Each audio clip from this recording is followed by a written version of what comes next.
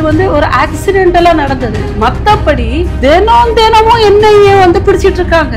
இது அரசாங்கத்தினுடைய ஃபெயிலியர், கண்காணிக்க தவறிட்டாங்க எதிர்க்கட்சிகள். அந்த வாதத்தை மக்களுக்கு சொல்றதுக்கு என்ன இருக்கு? அமித்ஷா பதவி விலகணும். இவர்கள் எல்லாருமே இதுக்கு முன்னாடி இந்தியாவில் நடந்த தீவிரவாதத்துல வந்து பெரும்பாலும் வந்து ஆண்கள் தான் வந்து ஈடுபட்டிருக்காங்க எனக்கு தெரிஞ்சு. இப்போ முதல் முறையா ஒரு பெண்மணி வந்து அதுல கைது செய்யப்பட்டிருக்காங்க. அவங்க வந்து தீவிரவாதத்துக்கு இந்தியாவில் ஆட்களை சேர்க்கிற வேலையை வந்து பார்த்திருக்காங்க. அவங்களும் ஒரு பெண் மருத்துவரா.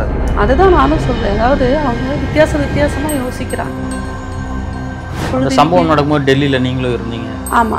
எப்படி இருந்தது அங்க சிச்சுவேஷன்? ரொம்ப கரெக்டா அந்த குண்டு வெடிச்சு ஒரு சில நிமிடங்கள்ல எனது அலுவலகத்துல இருந்து நான் வெளியே வரும் பொழுது நிறைய அமைச்சர்களுடைய வண்டி வந்து ரொம்ப அதிகமா போயிட்டு இருந்தது. சைரன் வச்ச வண்டி எல்லாம் ரொம்ப பரபரப்பா போயிட்டு இருந்தது. ஒரு நிமிடம் அந்த தகவல் எங்களுக்கு ரீச் ஆகுறதுக்கு முன்னாடி, மீடியாவுக்கு ரீச் ஆகுறதுக்கு முன்னாடி கவர்மெண்டோட வெஹிக்கிள்ஸ் எல்லாம் போயிட்டு இருக்கும் பொழுதுதான் இது என்ன காரணம்ன்ற போது இதாயிடுச்சு.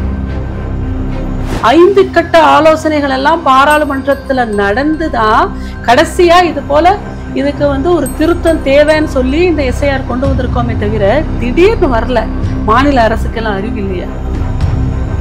கூட்டணி கட்சியை சேர்ந்த அதிமுகவே பல இடத்துல குற்றச்சாட்டு வைக்கிறாங்க. பிஎல்ஓ அதிகாரிகள் எல்லாமே வந்து அந்த ஃபார்ம் எல்லாம் எடுத்துட்டு போயிட்டு அவங்களா கொடுத்துட்டு வந்துடுறாங்க. ஏன்னா திருப்பி அவங்களை ஊக்குவிக்கிறதுக்கு தான். அது நேர்மையா நடந்துட்டா திராவிட முன்னேற்ற கழகத்துக்கு தானே பிரச்சனை. அப்ப மாநில அரசாங்கம் தேர்தல் ஆணையத்தோட சட்டத்திட்டங்களை மதிக்கிறது இல்லைன்ற உங்க குற்றச்சாட்டு. நிச்சயமா தேர்தல் ஆணையம், ஒரு மாநில அரசாங்கம் சட்டத்திட்டத்தை மதிக்கலனாக்க நடவடிக்கை எடுக்கக்கூடிய இடத்துல தேர்தல் ஆணையம் இருக்கு. அந்த நடவடிக்கை கேள்வியா இருக்கு. ஏன் உங்களுக்கு என்ன தெரியும்? அந்த நடவடிக்கைகள் தான் தினம் தொடர்ந்துட்டு இருக்கு. திமுக கூட்டணி கட்சியை சேர்ந்த நபர் ஒருத்தர் பேசுறாரு. அந்த பொண்ணு ஏன் அங்க போனான்ற கேள்வி இருக்கு. அவரை போய் சாவ சொல்லுங்க. என்ன ஒரு திமிரு! கட்சி பேரை சொல்லிக் கொண்டு கற்பழித்தால் கூட அவங்களுக்கு எல்லாம் அது ஜஸ்ட் லைக் தட். அவங்களுக்கு கற்பழிப்பெல்லாம் ஒரு பெரிய விஷயம் கிடையாது.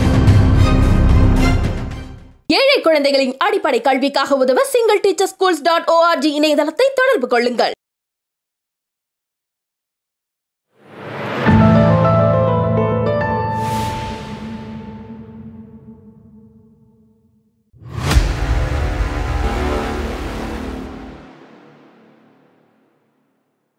தாமரை டிவி நேயர்களுக்கு வணக்கம். இன்றைய நேர்காணலில் நம்முடன் இணைந்திருக்கும் சிறப்பு விருந்தினர் வீடு மற்றும் நகர்ப்புற வளர்ச்சித்துறையின் அகில பாரத இயக்குனரும் பாஜக பிரச்சார பிரிவு அணியின் மாநில இணை அமைப்பாளருமான திருமதி சபிதா போஜன் அவர். வணக்கம். வணக்கம். டெல்லியில் ஒரு பாம் பிளாஸ்ட் ஒன்று நடந்திருந்தது. செங்கோட்டை அருகே இந்த சம்பவம் வந்து நடந்திருந்தது. நாடு முழுவதும் இது பெரும் பரபரப்பாகி இருக்கு. நீங்கள் எப்படி பார்க்குறீங்க? பிரதமர் மோடி அவர்களும் அமைச்சரவர்களுடைய ஆலோசனை கூட்டமும் நடத்தியிருக்காரு. இந்தியா அடுத்து என்ன மாதிரியான நடவடிக்கை எடுக்க போகுது? எப்பொழுதுமே கண்ணுக்கு தெரிகின்ற எதிரிகள், நேரடியாக மோதுகின்ற எதிரிகள், இவங்க எல்லாத்தையுமே சமாளிக்கிறது மிக எளிது. ஆனால் நம்முடனேயே இருந்து எதுவுமே சொல்லாமல் எப்போதுமே கண்ணுக்கு தெரியாத எதிரிகள் வந்து ரொம்ப ஆபத்தானவங்க. கண்ணுக்கு தெரிகிற எதிரிகள், எதிரி நாடாக இருக்கட்டும், எதிரி எதுவாக எந்த வகையில இருந்தாலுமே கூட கண்ணுக்கு தெரிகின்ற எதிரிகளை சமாளிப்பது, நேரடியாக வருகின்ற எதிரிகளை சமாளிப்பதுங்கிறது எல்லாருக்குமே ஈஸியான ஒரு விஷயம். ஆனால் துரோகிகளை வந்து சமாளிக்கிறது ரொம்ப கஷ்டம். எதிரிக்கும் துரோகிக்கும் நிறைய வித்தியாசம் இருக்கு. கூடவே இருந்து நம்மோடு உறவாடி, நம்மோடு உணவருந்தி, நம்மோடு இருந்து நம்மை எல்லாமே எதற்குமே துணிந்த, எந்த காரியங்களுமே செய்வதற்கு துணிகின்ற ஒரு துரோகிகள் தான் சமாளிப்பதில் வந்து நமக்கு ரொம்ப கஷ்டம்.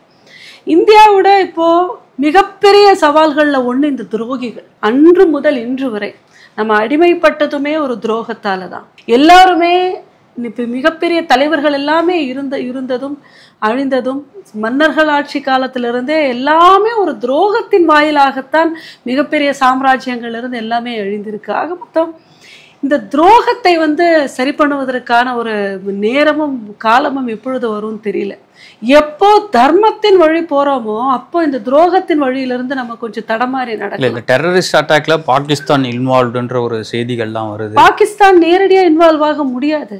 பாகிஸ்தான் வந்து மதங்களை வந்து மதத்தை அடிப்படையா வச்சு இந்தியாவில் இருக்கக்கூடியவர்களை வச்சுதான் இங்க இத்தனை அட்டாக்கும் பண்றாங்க. இங்க இருக்கிறவங்க யாராவது பாகிஸ்தானியர்களா? இந்த அட்டாக் பண்ணவங்க பாகிஸ்தானியர்களா? இந்த வண்டி வாகனம் பாகிஸ்தானை சேர்ந்ததா? அப்படி கிடையாது. அதான் சொல்லல, துரோகிகள், இந்த தேசத்துடைய துரோகிகளை நாம வந்து இன்னுமே இந்த தேச துரோகிகளுக்கு உணவளித்து உறைவிடம் அளித்து போற்றி பாதுகாக்கிறோம். காரணம் என்னன்னா, ஒரு துரோகி அப்படிங்கிறது நமக்கு தெரிஞ்சிருந்தாலுமே கூட கூட இருக்கிறவங்களுக்கு அந்த துரோகம் தெரியற மட்டுமே அது தெரியாது, அனுமானிக்கவும் முடியாது. இதுதான் நம்ம தேசத்துடைய சாபக்கேடு. என்ற மக்கள் நாங்கள் எல்லாருமே இந்த மண்ணிற்கானவர்கள், இந்த தேசம் என்னுடையது, மதத்தை தாண்டியும் மற்ற எதை தாண்டியும் இந்த தேசத்தை நேசிக்கின்ற உணர்வு வருகிறதோ அப்போதுதான் அந்த துரோகம் அழியும். நம்ம கூட இருக்கிறவங்க தானே கொல்ல முடியுமா அப்படிங்கிற ஒரு எண்ணம் வரும். இந்த மாதிரி இல்லாம இந்த சம்பவத்தில் ஈடுபட்டவங்க எல்லாம் டாக்டர்ஸா இருக்காங்களே, இன்டெலெக்சுவல்ஸா அவங்க எல்லாம் பார்க்கப்படுறாங்க. துரோகம் பண்ணணும் அப்படின்னா அதுல வந்து படிச்சது படிக்காதவங்க எல்லாம் ஒன்றும் இல்லை. இல்ல, இது புது விதமான ட்ரெண்டா இருக்கு. இல்ல, நிச்சயமாக இது வரைக்குமே காலம் மாற மாற, அதாவது தலைவர்களை விட தீவிரவாதிகளுக்கு தான் மூளை இன்னும் ரொம்ப நல்லா செயல்படும்னு நிறைய சொல்ல கேட்டிருக்கும். அதாவது நல்லது செய்பவனை விட கெட்டது செய்பவனுக்கு தான் இந்த கிரிமினல் மைண்ட் வந்து ரொம்ப அதிகமாக இருக்கும். இறந்தவர்களினுடைய ஆன்மாக்களுக்கு வந்து தெரியும் இங்கே எத்தனை துரோகங்கள் இன்னுமே இங்கே அலங்கரிக்கப்பட்டு கொண்டிருக்கிறது. ஏன்னா அது வந்து ஆரவாரமா இருந்தா நம்மளால கண்டுபிடிக்க முடியும். செங்கோட்டை அருகே வெடிச்சது வந்து கிட்டத்தட்ட 16 கிலோவோ ஏதோ சொல்றாங்க. ஆனா அதுக்கு முன்னாடியே வந்து எண்ணெயை கிட்டத்தட்ட 2000 கிலோ வந்து பிடிச்சிருக்காங்க. அதன் மூலம் எவ்வளவு பெரிய பாதிப்பை வந்து எண்ணெயை தடுத்திருக்காங்க. ஆனா அதை பத்தி யாரும் பேச மாட்டேங்கிறாங்க. அந்த தம்பி தினமுமே தீவிரவாதத்துக்கு, அதாவது என்னைக்கு காஷ்மீர் வந்து நமக்கு நம்ம தேசத்தோட ஒன்றாக இணைக்கப்பட்டு கலக்கப்பட்டு எல்லா வரைமுறைகளும் சரி செய்யப்பட்டதோ அன்றிலிருந்து பெஹல்காம்ங்கிறதெல்லாம் அதிலிருந்து நம்மளுடைய கண்காணிப்பிலிருந்து விடுபட்டது. இப்படிதான் இந்த குண்டு வெடிப்புமே கூட, அதாவது நம் கண்காணிப்பிலிருந்து தப்பித்து கொண்டது, அல்லது ஏதோ ஒரு வகையில இது வந்து ஒரு ஆக்சிடென்டலா நடந்தது. மத்தபடி தினமும் என்னையே வந்து பிடிச்சிட்டு இருக்காங்க.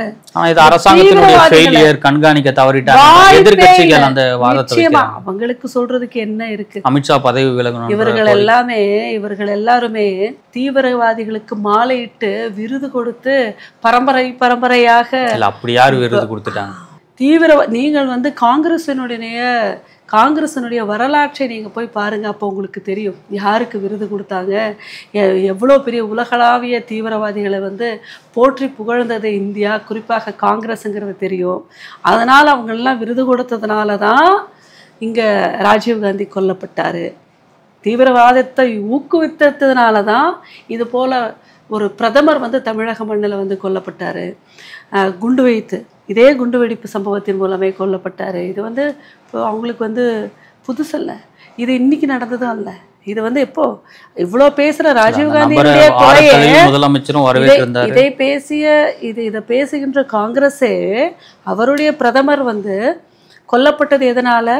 இது போல் ஒரு குண்டுவெடிப்பு சம்பவத்தினால அவருடைய தந்தையை, அவருடைய கணவரை இழந்து இந்த தேசம் பிரதமரை இழந்த ஒரு காலகட்டம் இருந்தது. அதற்கு தண்டனை வழங்கப்பட்டவர்களுக்கு வந்து விடுதலை செய்யணும்னு சொன்னவங்களும் இந்த காங்கிரஸ் தான். விடுதலை கொடுத்தது நீதிமன்றம், அதற்கு ஆதரவு தெரிவித்தது காங்கிரஸ் தான். அங்கிருந்து வெளியே வந்தவங்களை கட்டி தழுவியது காங்கிரஸோட கூட்டணியில் இருக்கின்றது திராவிட முன்னேற்ற கழகம் தான். அதையும் ஆதரிச்சதும் காங்கிரஸ் தான். இவ்வளோ வந்து ஒரு அழுக்கான வரலாறுகளை அவங்க வச்சிருக்காங்க.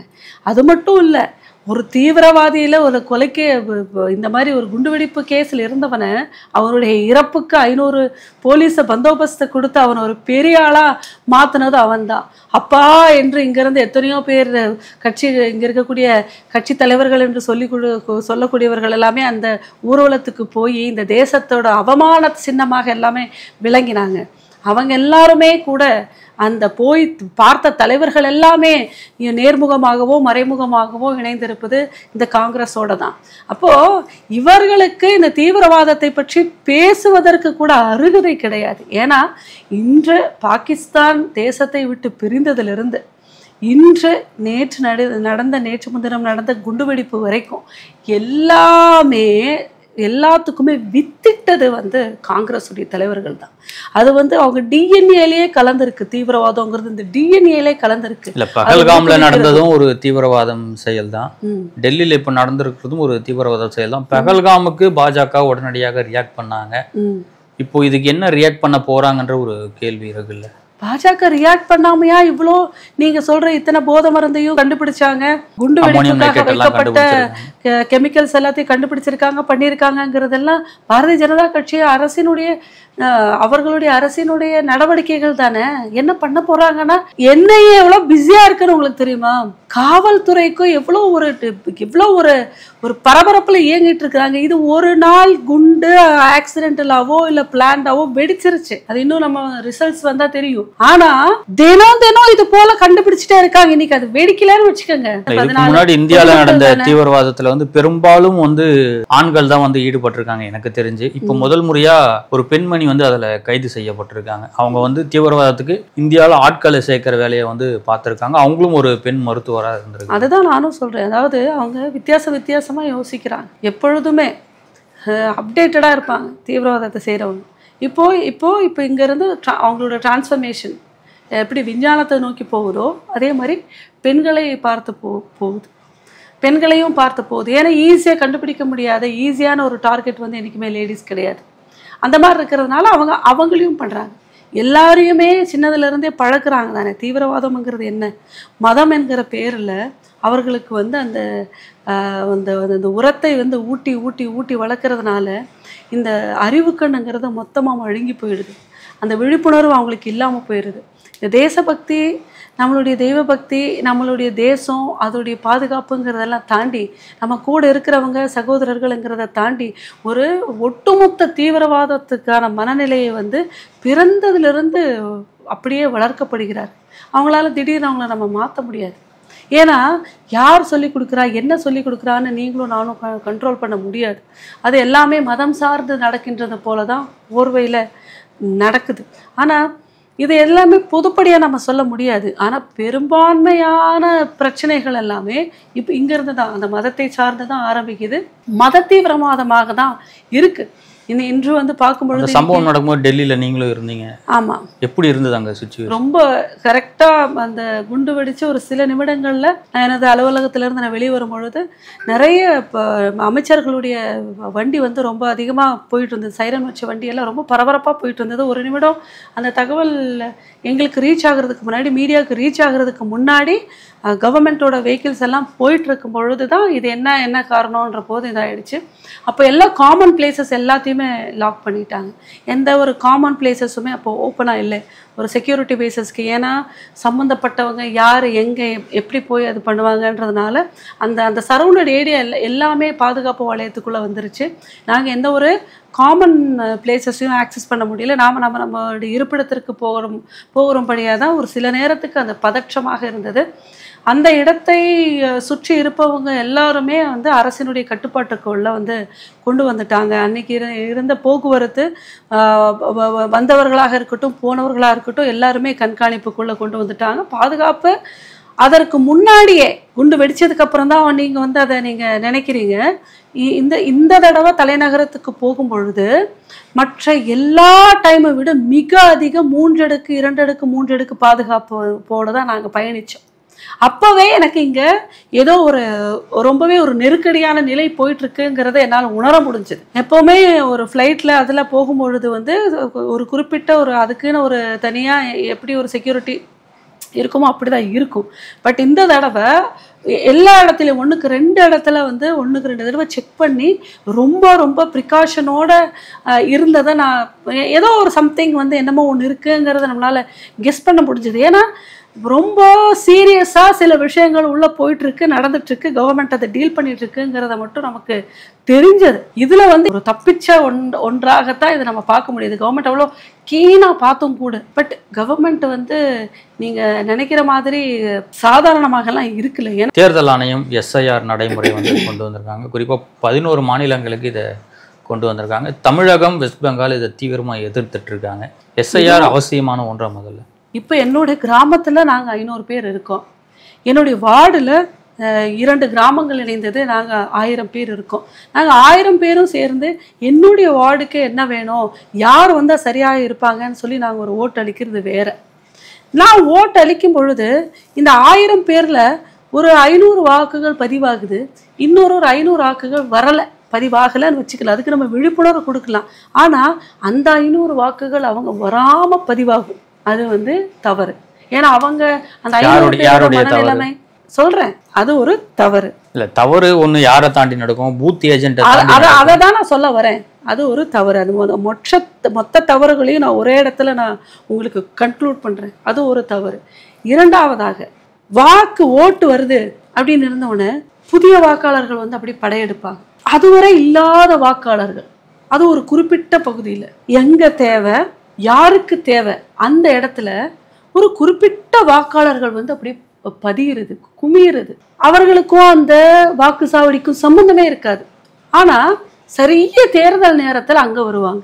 இது என்னன்னா, இது ஒரு பிஸ்னஸ் மாதிரி. இங்க தேர்தல் நடந்தா அங்க, இந்த மாநிலத்தில இருந்து இன்னொரு மாநிலத்தில் தேர்தல் நடந்தா அங்க, அங்க இருந்து இன்னொரு மாநிலம்னா அங்க, இப்படி மாறி மாறி மாறி ஏஜென்ட் மூலமா எப்படி வெளிநாட்டுக்கு நம்ம ஆள் அனுப்புறோமோ அதே மாதிரி ஒவ்வொரு சட்டமன்றத்துக்குமே ஆள் அனுப்புறதுக்கு ஏஜென்சியே வச்சிருக்கிறாங்க.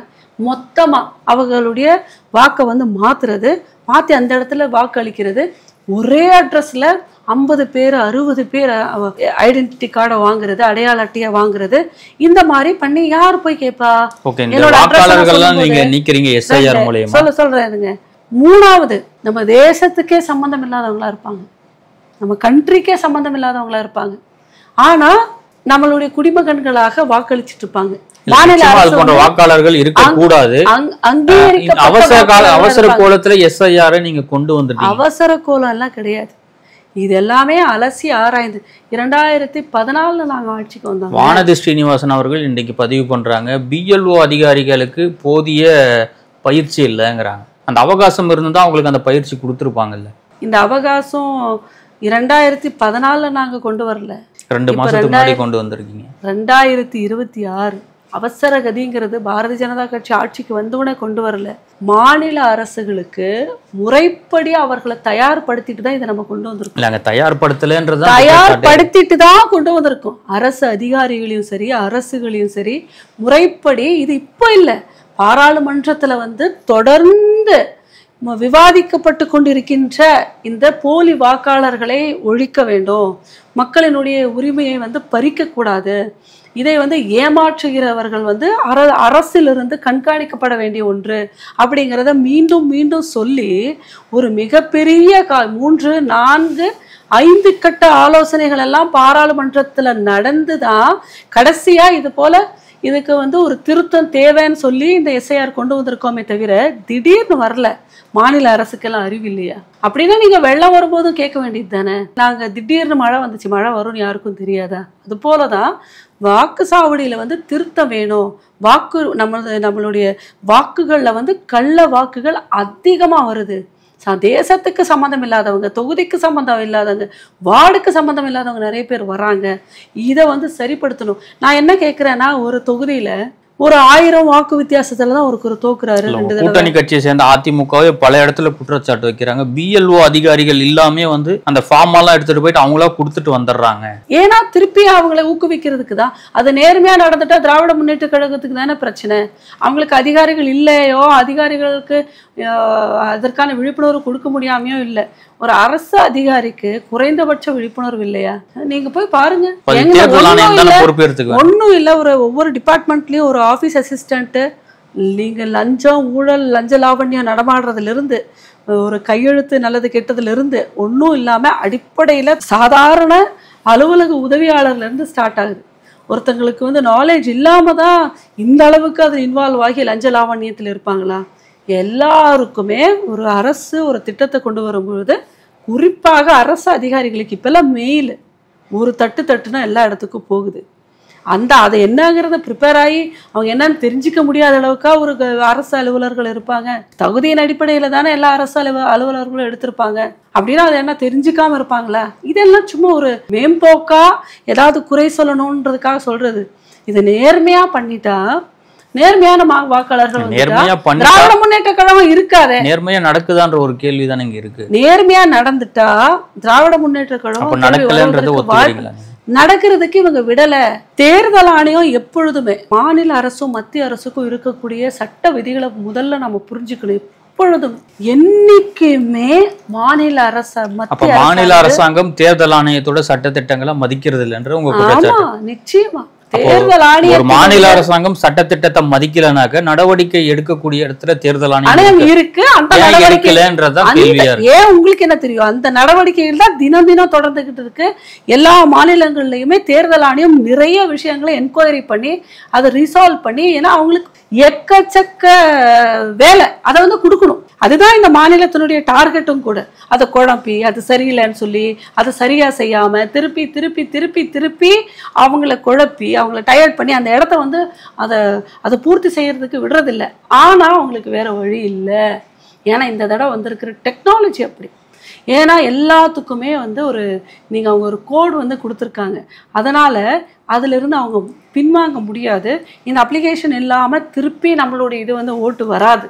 அதனால வாக்குகளை மதிக்க தெரிந்த ஒவ்வொரு குடிமகனும், அந்த வாக்குகளினுடைய முக்கியத்துவம் தெரிந்த ஒவ்வொரு குடிமகனும், இப்போ எப்படினாலும் நம்ம வந்து எப்படி டெக்னாலஜி இப்போ எல்லா விஷயத்துக்கும் ஜிபேலேருந்து எல்லாமே யூஸ் பண்ணுறோம், அந்த மாதிரி டெக்னிக்கலாக யூஸ் பண்ணுற அளவுக்கு இப்போ நம்ம சமுதாயம் வந்துருச்சு. இப்போ வந்து நம்ம சமூகம் அவங்களுடைய ஓட்டுரிமையை வந்து பாதுகாத்துக்கணும்னா நாம் ஏன்னா இது பரவலாக எல்லா இடத்துலையுமே சமூக ஊடகங்கள், உச்ச நீதிமன்றம் போயிருக்காங்க. திமுக அரசாங்கம் போதிய கால அவகாசம் இல்லாத இதை நடைமுறைப்படுத்தியிருக்காங்க.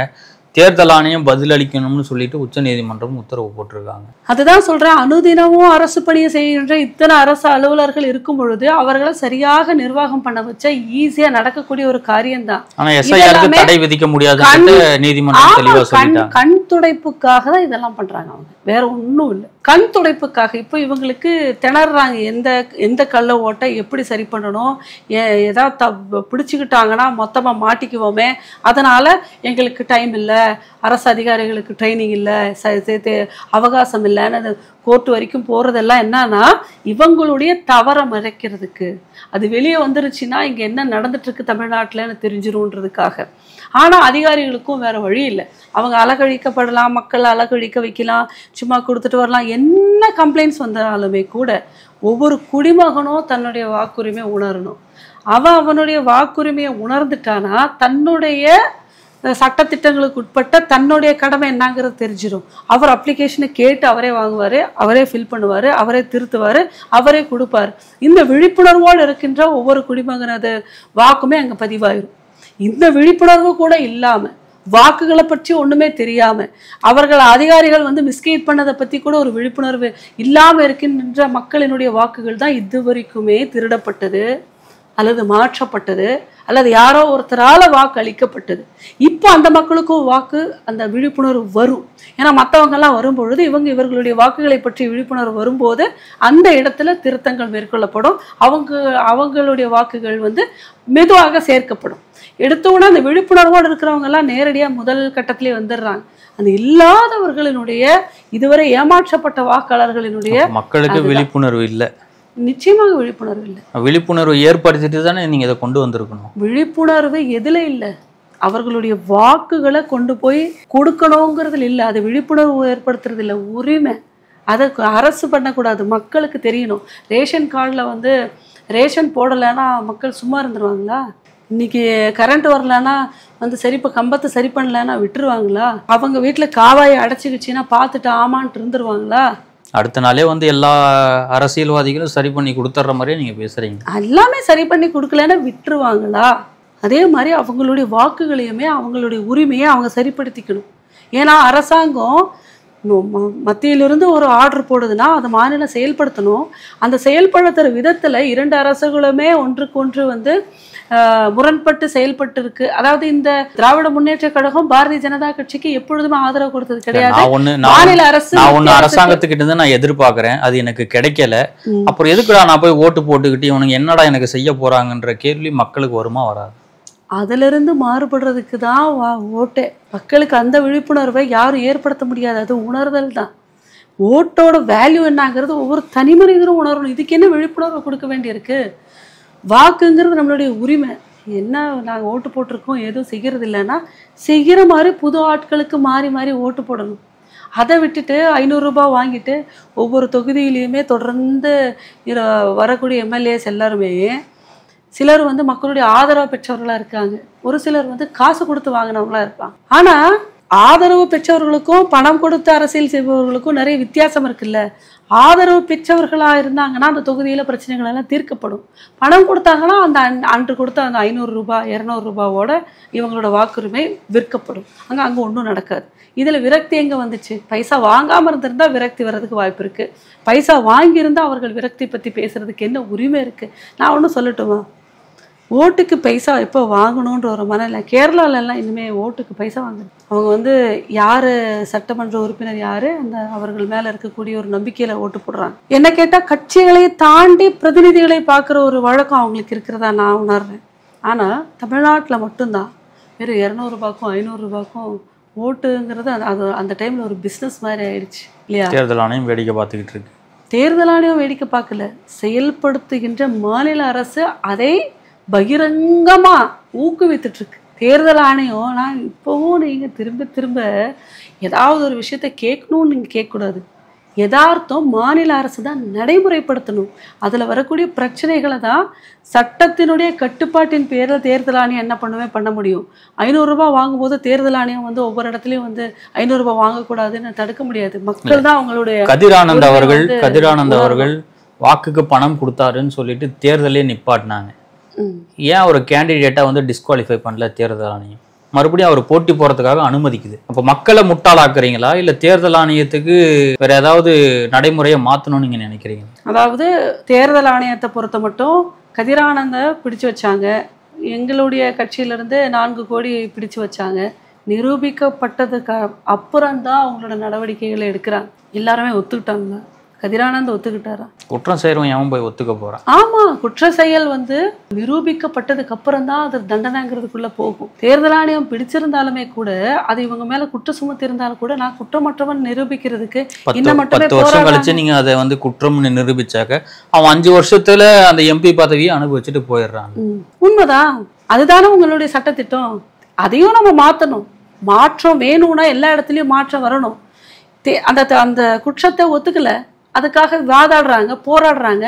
அப்படிதானே நீதிமன்றத்துக்கு எல்லாருமே இப்போ நீதிமன்றத்தில் லட்ச இதெல்லாம் நீதிமன்றத்தில் அதனால தானே இருக்கு. இப்போ நீங்க ஒன்று மாற்றணும்னா மொத்த விஷயங்களையும் மாற்றணும். என்கிட்ட காந்தியடிகள் சொன்ன மாதிரி குற்றவாளிகள் விடுதலை செய்யப்பட்டாலும் பரவாயில்ல, ஆனால் ஒரு நிரபராதி தண்டிக்கப்படக்கூடாது அப்படிங்கிறதுக்காக தான் இந்த நீதி அப்படிங்கிற ஒரு டிபார்ட்மெண்ட்டே செயல்பட்டுருக்கு. ஒருத்தனை நம்ம குற்றவாளின்னு பிடிச்சிட்டோம், அது அரசாங்கமாகட்டும் யாராக இருக்கட்டும், நான் குற்றம் செய்யலை நிரூபிக்கிறதுக்கு அவன் போராடுறான். அவனுக்கான வாய்ப்பு வசதிகளை நமது அரசே ஏற்படுத்தி கொடுத்துருக்கு. அப்போ அரசு அதிகாரிகளை அதுக்கு எப்படி ஆப்போசிஷனாக போக முடியும் சொல்லுங்க? அப்போ அவங்க நிரூபிக்கப்பட்டால்தான் அவர் குற்றவாளி. இல்லாட்டி இப்போ நாளைக்கு உங்களுக்கு ஒரு ஜென்யூனான வழக்கே வருது, ஒரு நல்ல ஒரு எம்பியை வேணுன்றதுக்காகவே பிடிச்சாங்கன்னு வச்சுக்கோங்க. அப்போ அவரும் அவருடைய வழக்கிலிருந்து வெளியே வரணும் இல்லையா? மக்கள் அத்தனை பேரும் தேர்ந்தெடுத்தது என்றைக்குமே ஒரு கேள்வி. இது ஏன்னா ஒருத்தர் சம்மந்தப்பட்டதில்லை, கதிரானந்த் ஒருத்தர் சம்மந்தப்பட்டதில்லை.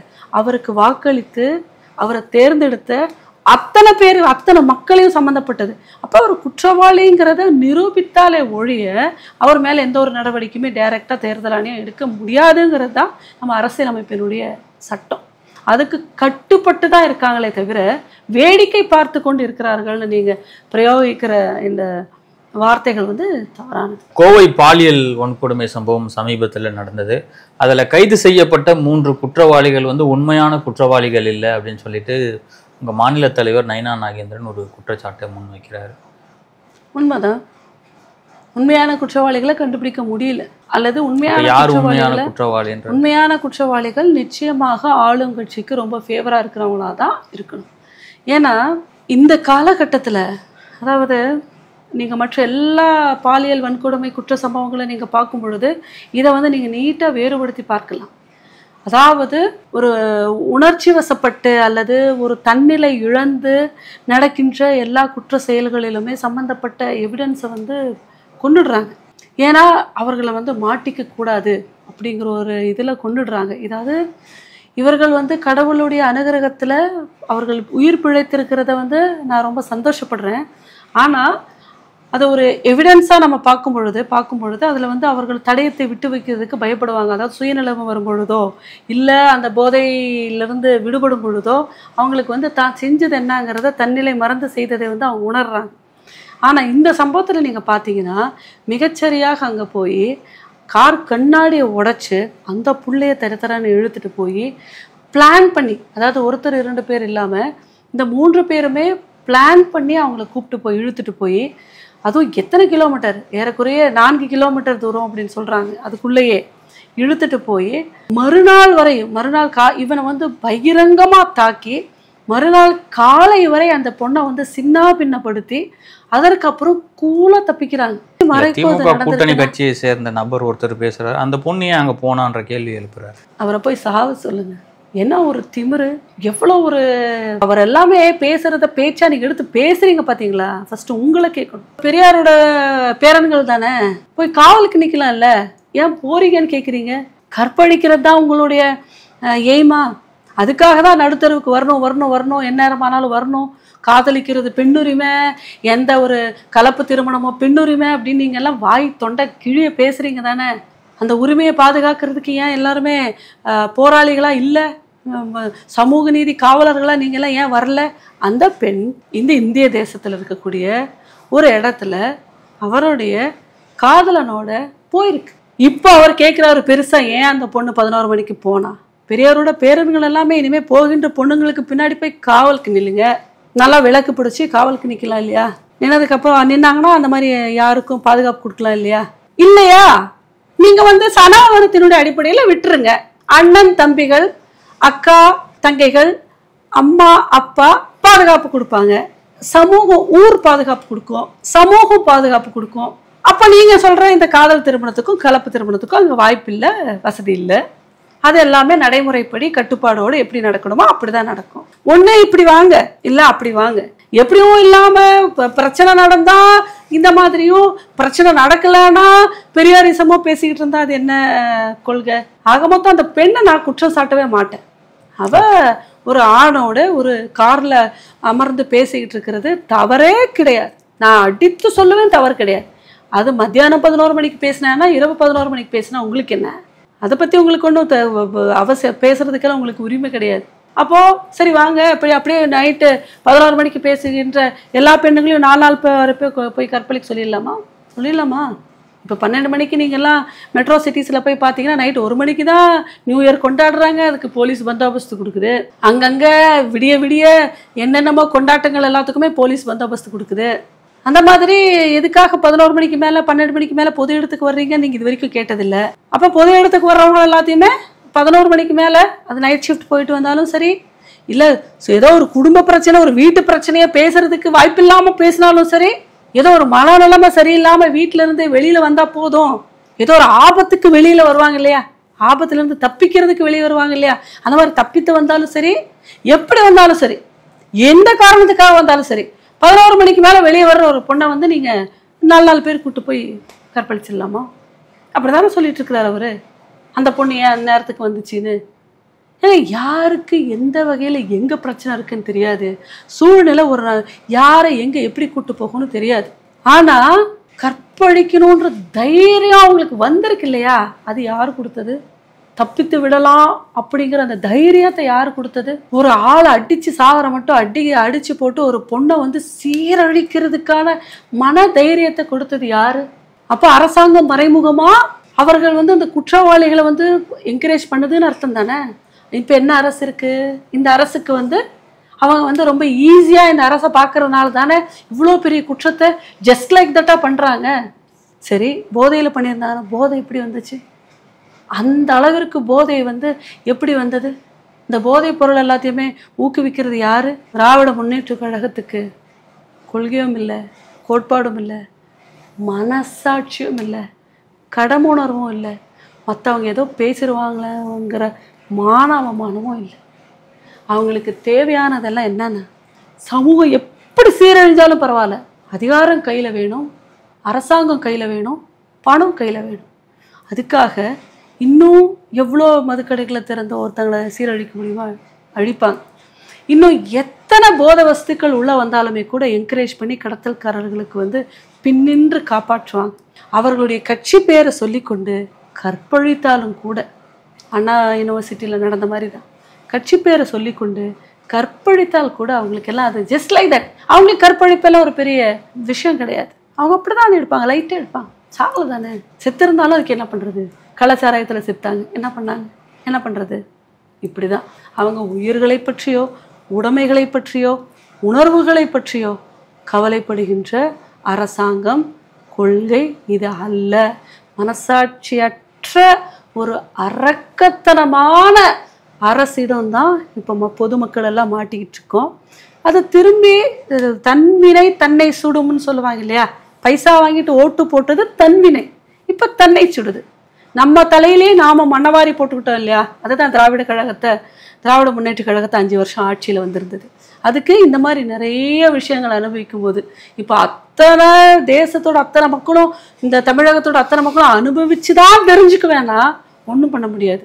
அட்லீஸ்ட்டு சுயபுத்தி இல்லாட்டி சொல் புத்தியாவது வேணும். திரும்ப திரும்ப சொல்கிறோம் இவங்க போகின்ற தடம் சரியில்லைன்னு சொல்லி.